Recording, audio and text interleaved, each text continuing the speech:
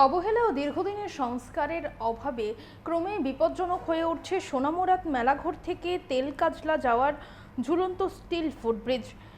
সেতুর বিভিন্ন অংশের স্টিলের পাত নষ্ট হয়ে তৈরি হয়েছে বড় বড় গর্ত, আর সেই গর্ত পেরিয়েই প্রতিদিন জীবনের ঝুঁকি নিয়ে যাতায়াত করছেন সাধারণ মানুষ। গোমতী নদীর দক্ষিণ পাড়ের 5টি পঞ্চায়েত এলাকার মানুষের যাতায়াতের অন্যতম গুরুত্বপূর্ণ এই সেতু এখন কার্যত আতঙ্কের কারণ হয়ে দাঁড়িয়েছে।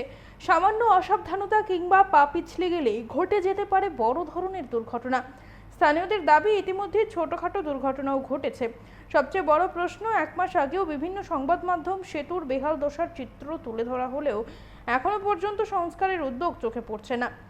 দিনের পর দিন গড়ানোর সঙ্গে সঙ্গে আরো বিপজ্জনক হয়ে উঠছে সেতুটি। আমরা শুনবো ঠিক কি জানা যাচ্ছে এ ব্যাপারে। হ্যাঁ, দীর্ঘ অনেক দিন যাবৎ, প্রায় 1 বছর যাবৎ এই হাল অবস্থা। কোনো নেতা মন্ত্রী আয়া দেখা যা কোনো কিছু এটার সমাধান করে না। আমরা কি করব? আমরা তো আর কোনো পার্টি করি না, কোনো পার্টির সাথে জড়িতও না। এই নেতারারে কইলো কি না কইলো কি, এই সে বর্তমান অবস্থা। দুর্ঘটনা হয়নি? হ্যাঁ, প্রায় সময় রাত্রেবেলা সন্ধ্যার পরে কেউ পা ঢুকিয়া যা, কেউ বাইক লইয়া পড়িয়া যা। যেমন কিছুদিন আগে আমার সাথে আমার এক বন্ধু সহ যাইতাম বেশি হাইটটা, ডাইরেক্ট পা ঢুকিয়া মোবাইল নিচে পড়ে গেছে।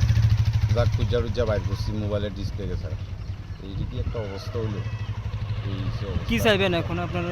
আমরা চাই এটা অতি সত্তর তাড়াতাড়ি এটা এইভাবে হোক, এটাকে মেনটেনেন্স করার জন্য, যাতে ভালোভাবে মানুষ চলাচল করতে পারে, এটাই চাই।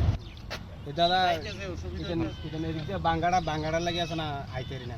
এদিক দিয়ে ভাঙ্গা, ওদিক দিয়ে ভাঙ্গা, আর ওই এইটা না আগারে আছে ভাঙ্গা, ভয়ে আর ভয়ে ঠেলে আনছে ওইটার নামে। এদিক দিয়ে এটা যে অবস্থা আছে না, পরে আজ আগে সাকা। কি চাইতেছেন এখন ভাই?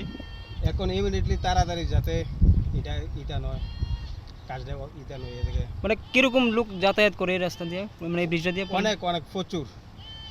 অকর উর্মাই হইতে এদিক দিয়ে করে এটা জোর হইতে, অকর কলা গাইতে হইতে, অকর সবাই এদিক দিয়ে কিন্তু আসা যাওয়া হইতেছে। কতদিন ধরে এটা এরকম খারাপ হয়ে রয়েছে? এটা হয়ে রয়েছে প্রায় অনেক দিন হইব।